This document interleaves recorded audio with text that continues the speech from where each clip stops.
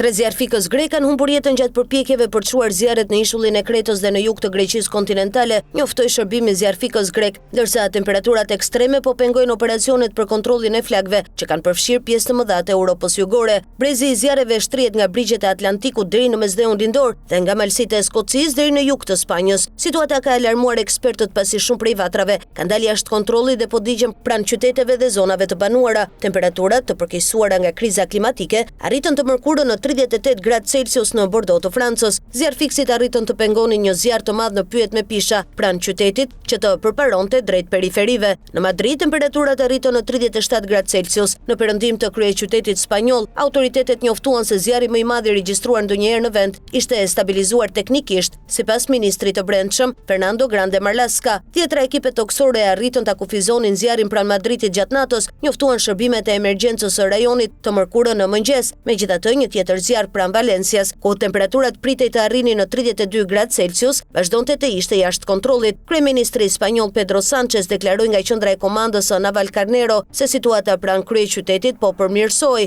por theksoi se për herë të parë në historinë e Spanjës, një zjarr ishte ngritur në nivelin operacional 3. Ky klasifikim i kalon qeverisë qendrore drejtimin e plotë operacionit të emergjencës. Vala e 4 të nxehtit në Europën perëndimore gjatë këtij sezoni përvolues, e shoqëruar nga era të forta, ka shtuar shqetësimin e zjarfikësve. Ata paralajmërojnë se këto kushte bëjnë më të vështirë shuarjen e flakëve dhe rrisin mundësinë që zjarret të rindizen edhe në zonat që janë stabilizuar. Vatra të reja kanë detyruar autoritetet të urdhërojnë evakuime edhe në Greqi dhe Turqi. Në Kretë autoritetet njoftuan se 2 prej zjarfikësve ranë heroikisht në krye të detyrës. Pamjet nga jugu i Rethymnos treguan mbetjet e djegura të një automjeti zjarfikës. Autoritetet franceze përfituan nga një natë e qetë të martën, e cila u mundsoi ekipeve të shuanin me shpejtësi vatrat që u rindezën. Megjithatë, ato paralajmëruan se kushtet atmosferike po përkeqësoheshin dhe mund ta pengonin përparimin e operacioneve. Prefektura e Gironde njoftoi se 126 zjarfikës ishin plagosur që nga fillimi i zjarrit. Sipërfaqja e djegur mbeti e pandryshuar të mërkurën në mëngjes në rreth 42.000 hektar. Të dhënat e sistemit evropian të informacionit për zjarret në pyje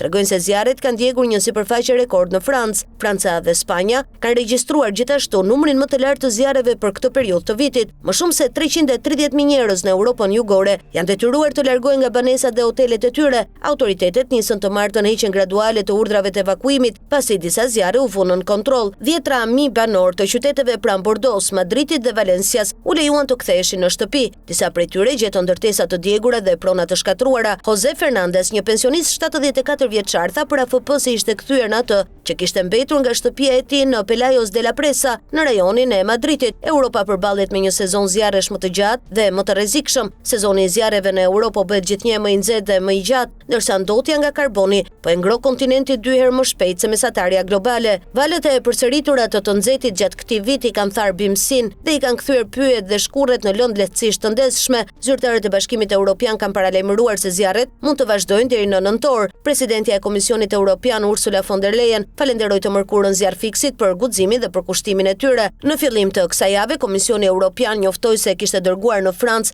7 avion dhe 4 helikopter nga vende të ndryshme, përfshirë Suedin dhe Turqinë. Në Spanjë, BE-ja mobilizoi 6 avion nga Greqia, Italia dhe Turqia, si dhe 134 pjesëtar të ekipeve të emergjencës dhe 41 automjete nga Portugalia. Ministria e Brendshme e Spanjës njoftoi se një helikopter Super Puma nga Serbia pritej të mbërrinte në Madrid të mërkurën. Pastaj do të mbërrinin edhe 40 pjesëtar dhe 18 automjete. Ekipi i menaxhimit të krizave i Bashkimit Evropian paralajmëroi të mërkurën se javët e ardhshme pritet të jenë të vështira. Autoritetet druan se më vonë gjatë verës mund të shpërthejnë vatra të reja të mëdha në Itali dhe Greqi. Maria Zuber, zyrtare e lartë në Qendrën Evropiane të Koordinimit të Reagimit ndaj emergjencave në Bruksel, tha se ditët e ardhshme do të ishin shumë të vështira për Francën dhe se vala e zjarreve po zhvendosej drejt Greqisë. Moise Kalan Santano, ekspert për zjarret në pyje në këtë qendër, tha se Europa duhet bëjë shumë më tepër për parandalimin dhe se kjo do të kërkojë punë për shumë vite.